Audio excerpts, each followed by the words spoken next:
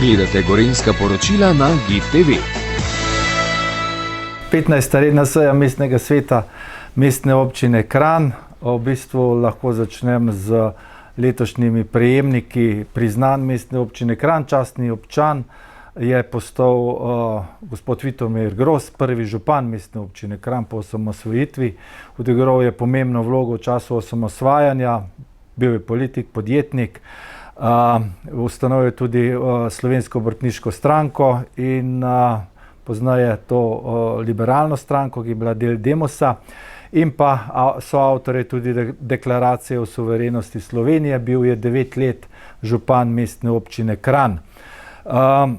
Nagrado mestne občine Kranj prejme Center Logout. V teh internetnih časih zelo pomembna ustanova, glede na to, da pomagajo pri čezmerni uporabi spleta, predvsem pri zasvojenosti s spletom in pa družbenimi omrežji. Potem listina o priznanju mestne občine Kranj gre trem posameznikom in pa skupini.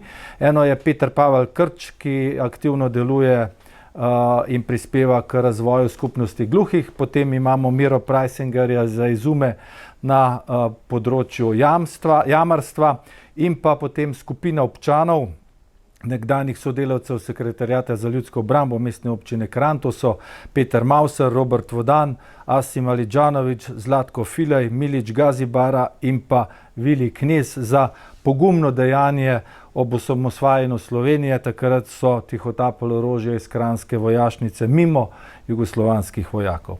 Potem veliko plaketo mestne občine Kranj prejmeta humanista Irena Grme Košnik in pa Mitja Košnik za projekt Viški hrane. Tukaj res za njihovo predano delo na humanitarnem področju. Ogromno ljudi sodeluje pri tem projektu, razdeljuje v bistvu hrano tistim, ki jo potrebujejo. Potem velika Prešernova plaketa gre pa v roke Jožetu Tropcu.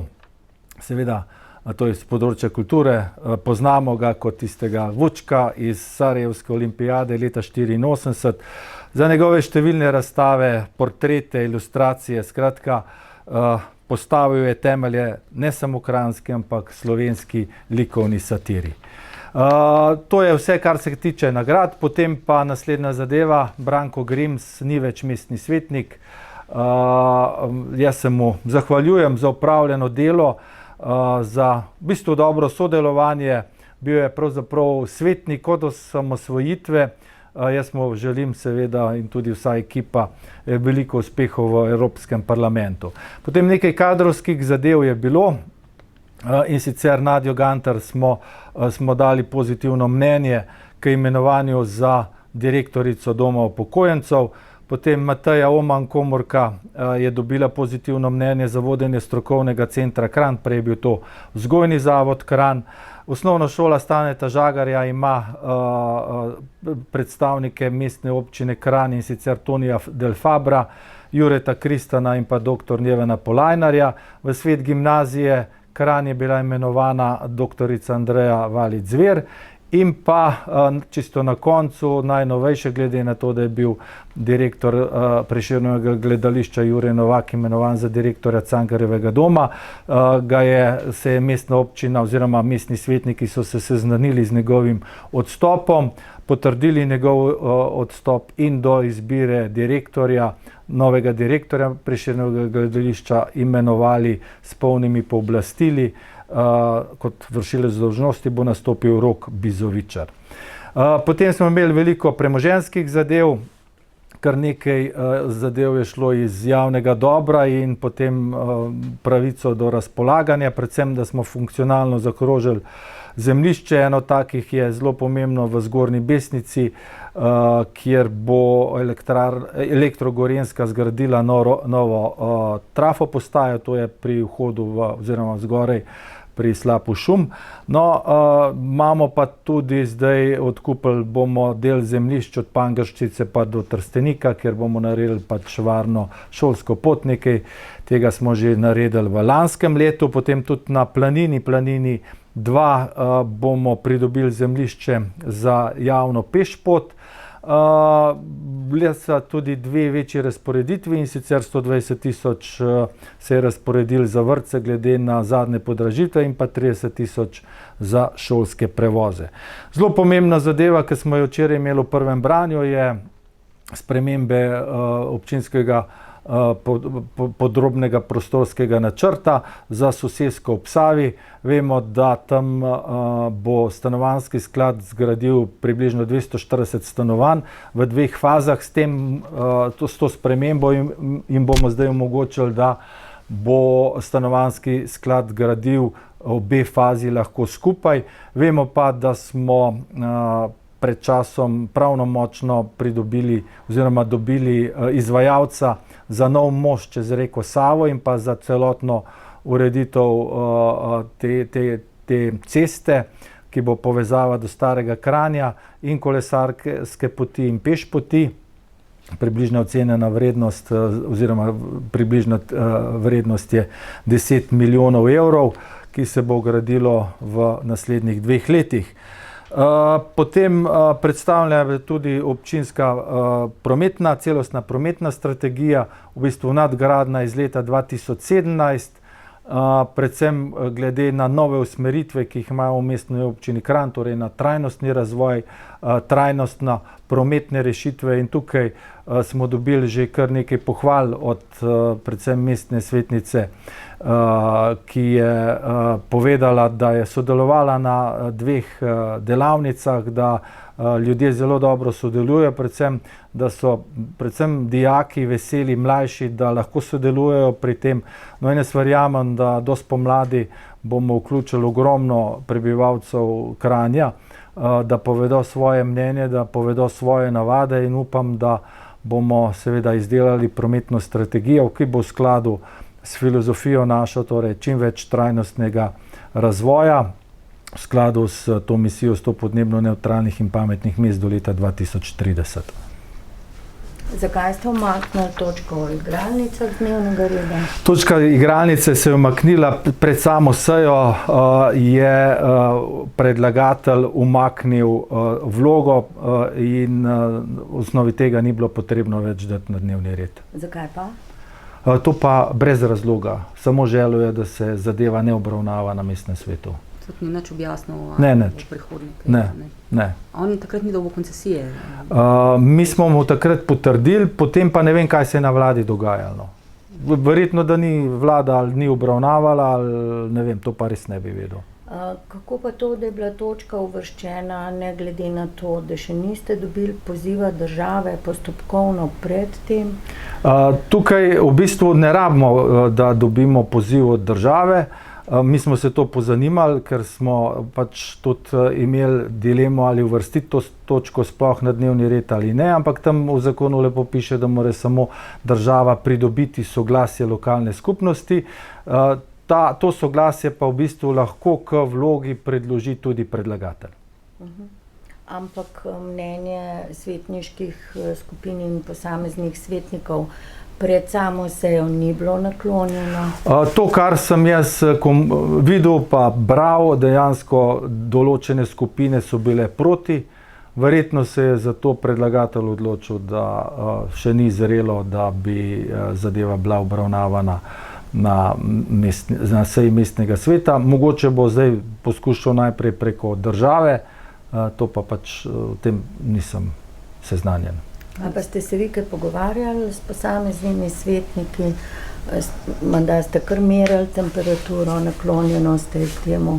Ne, bilo je predstavljeno na zadnji seji svetniških skupin, je gospod prišel to zadevo predstaviti, tam smo potem debatirali in to je tudi vse, kar smo govorili. Je pa kar nekaj svetnikov me vprašalo, kaj mislim, in sem rekel, da pač jaz podpiram to zadevo, glede na to, da se mi zdi, da bi bila stvar dobra za Kranj, ampak kaj več pa od tega, to se pač svetniki so samostojni in se o tem odločajo, nisem pa nobenega karkoli, da bi mu vsiljeval svoje mnenje. Dobra za Kranj iz katerega stališča, samo prihodkovno? Ja, prihodkovno, tudi nekaj ljudi bi se zaposlilo.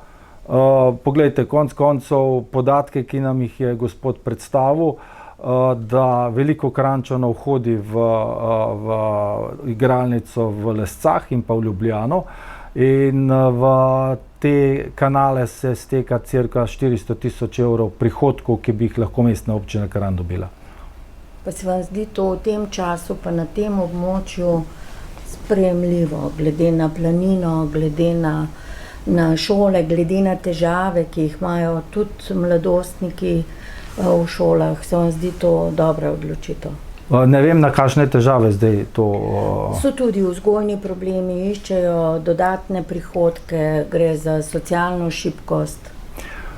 Poglejte, v igralnico, kot vem, hodijo ljudje, ki so starejši od 18 let, se identificirajo, kot je predstavil gospod, seveda tudi spremljajo posamezne igralce in če pride do zasvojenosti, seveda tudi ustrezno ukrepajo. Tukaj ne vidim, kje bi sploh mladina lahko prišla v igralnico. Ja, ti, ki izpolnijo 18 let. Ja, to so pa pač odrasle osebe in skrbijo za sebe. Tako da jaz ne vidim tukaj velikega problema. Potem bi se morali tudi vprašati igre na srečo, loto, športna loterija, to, kar se igra preko spleta, kjer ni starostne omejitve in ker dejansko, da tako rečem, občine od tega nimamo nič. Kaj pa predlog igralnice je v enakem obsegu, kot je bila takrat mišljena? Mislim, to je bilo predstavljeno na tej seji predstavnikov svetniških skupin, pa moram priznati, da mislim, da bilo je predstavljeno v tušu, zdaj kakšna je velikost, koliko teh aparatur noter, pa jaz res ne bi vedel. Zanima me še, Blajvajsov park še nima uporabnega dovoljenja? Ne še. Delujemo tako, kot je bilo tudi vprašanje svetnikov, skupaj z upravno enoto, seveda delamo res intenzivno na tem, jaz računam, mislim, ne moramo povedati, da bi bilo, tukaj smo tudi od načrtovalcev, od arhitektov odvisni, tako da računamo pa, da želimo si, da bi bilo to čim prej. A oni so pripravili te dopolnitve, ki je upravna enota pozvala? Ja, zdaj imamo vse pripravljeno, ampak pač jemlje časa, saj veste, kako to pride do uporabnega dovoljenja, glede na to, da je to medijsko izpostavljeno, seveda mora tudi upravna enota delati vse po regalcih in v časovnem okviru, kot je začrtan. Potem že takrat, ko so odprli, v bistvu ni bilo uporabnega dovoljenja? Ne, takrat ni bilo uporabnega dovoljenja. Takrat ste računali, da bo... Ampak smo računali, da bo to zelo hitro, park je bil narejen, ljudje so hodili po parku, dejansko v tistem trenutku je bilo zelo težko reči, park še ni odprt in da bi ga zagradili. Res smo pa računali, da bomo to zadevo hitro dobili, ampak se je potem zakompliciralo. Pa zdaj nadzirate, da se otroci ne igrajo na tistih igrah? Ja, redarji hodijo, tudi jaz se včasih peljem tam in pa je kakšen otrok, tako da pokličem redarje, da grejo red narediti. Še prostorski načrt občinski me zanima, kako je zdaj daleč? Zdaj imamo vsa soglasja, vsa soglasja, predvsem ta okoljevarstveno soglasje, oziroma mnenja, zdaj še nekaj malega, tako da jaz računam, da do konca leta bi šli mogoče že prej do javne razgrnitve še ne. Tako da bodo ljudje videli, zdaj zadeva prečiščena in v prihodnjem letu bi bila zadeva sprejeta. Mogoče čisto na kratko, sem še participativni proračun, občani so dobili vabila po pošti. Ja, jaz sem zelo vesel, da je letos bil tako velik odziv, kar se predlogov tiče, kar pomeni, da so ga občani vzeli za svojega. Zdaj glasuje se, začne se zdaj 20. septembra in jaz pozivam ljudi k čim večjemu glasovanju, da res naredijo tisto, kar jim pripada za Kranj. Vidimo, da predvsem v okoliških krajevnih skupnostih so zelo zavzeti pri tem, in mi smo kar nekaj projektov izpeljali, zdaj ta je bil tretji po začetnih 2 letih, ko smo se lovili pa imeli časovne pritiske, smo zdaj dejansko res prišli do enega utečenega sistema. Je veliko dela, gre za majhne projekte, gre za ogromno enega preverjanja. Mi nobenega dodatnega nismo zaposlili tukajle, v mestni občini Kranj na tem delu in zato res ekipa se je zelo potrudila. Kot vemo pa za drugo leto, zato da bomo še več dali krajevnim skupnostim, bo dvakratni znesek, to se pravi dvoletni znesek 48 000 evrov, kar se pa dejansko že da kar precej narediti. Bliža se referendum za krajevne skupnosti, za spremembo meja. Zakaj? To je bil predlog posameznikov, ne? Oziroma večje skupine, no? Tako da nekako smo potem uskladili se in pripravili, da se en del Primskovega izloči iz krajevne skupnosti. In pa, ki imamo še v glede na to, da je Gorenja Sava toliko majhna, no, je prišlo, sta oba dva vodstvo krajevnih skupnosti se dogovorili, da se predlaga ljudem, da se združijo Gorenja Sava in pa Stražišče. Že zdaj delujejo zelo usklajeno, kar je pa fino, ne, saj vemo, ne, zdaj v tem novem zakonu o lokalnih skupnostih bo ravno tukaj poudarek, seveda, če bo to sprejeto, ker nekaj v teh manjših občinah so krajevne skupnosti toliko majhne, da jih potem združujejo v volilne enote, no.